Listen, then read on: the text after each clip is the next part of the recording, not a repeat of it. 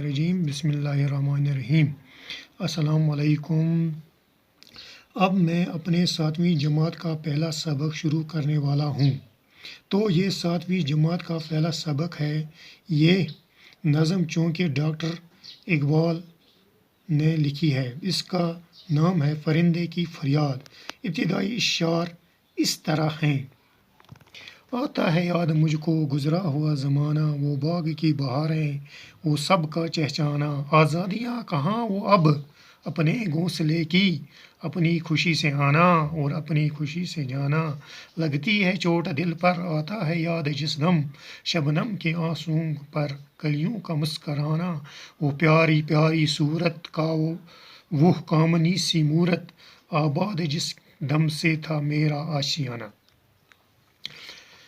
आता है याद मुझको गुज़रा हुआ ज़माना, वो बाग की बहारें, वो सब का चहचाना। इस नज़म में अल्लामा इकबाल रहमतुल्लाह अलैह ने परिंदे की इस कैफियत को बयान किया है जब वो कफ़स में फंस कर बेबसी महसूस करता है। कहता है कि परिंदा कफ़स में फंस कर अपनी अख्वज़ारी इस तरह बयान करता है कि मुझे वो आज़ादी का ज़माना याद आता है जबकि मैं अपने साथियों के साथ मिल कर चहचहाया करता था। आज़ादियाँ कहाँ वो अब अपने घोंसले की, अपनी खुशी से आना और अपनी खुशी से जाना। मुझे वो वक़्त याद आता है जब मैं अपने घोंसले में आज़ादी के साथ खुशी से आता था और खुशी से जाता था। लगती है चोट दिल पर, आता है याद जिस दम, शबनम के आंसुओं पे कलियों का मुस्कुराना। परिंदा कहता है कि मुझे इस वक़्त दिल पर चोट सी लगती है जब मुझे फूलों पर बिखरी हुई शबनम पड़ी हुई याद आती है। शबनम की हालत ऐसी होती थी जैसे कलियाँ मुस्कराती थी। वो प्यारी प्यारी सूरत वो कामनी सी मूरत, आबाद जिसके दम से था मेरा आशियाना। कहता है परिंदा कि मुझे बाग की वो परिंदे प्यारी सूरत और खूबसूरती याद आती है जिसके दम से मेरा आशियाना आबाद था।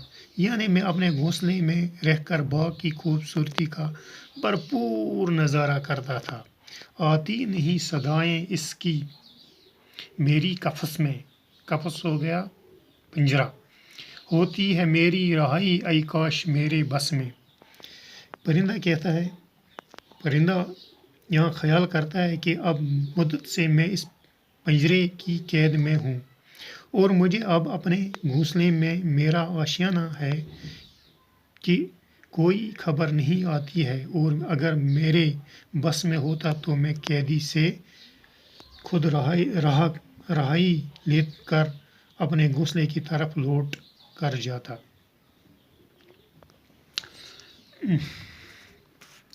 क्या बदनसीब हूँ मैं, घर को तरस रहा हूँ, साथी तो हैं वतन में, कैदी पड़ा हूँ। आई बहार कलियाँ फूलों की हंस रही हैं, मेरे इस अंधेरे घर में किस्मत को रो रहा हूँ। इस कैद को इलाही दुकड़ा किसे सुनाऊँ, डर है यहीं कफ़स में गम से मर न जाऊँ। क्या बदनसीब हूँ मैं, घर को तरस रहा हूँ।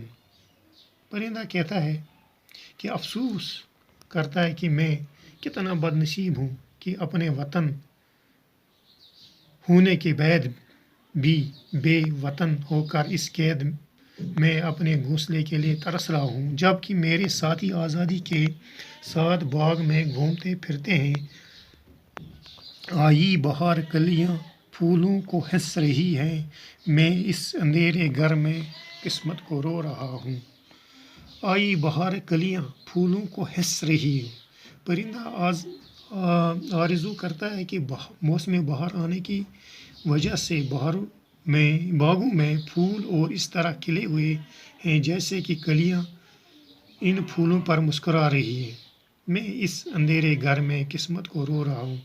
मैं इस अंधेरे घर यानी कैद खाने में अपनी किस्मत पर रो रहा हूँ कि आज़ाद होकर इस कैदी की ज़िंदगी गुजार रहा हूँ।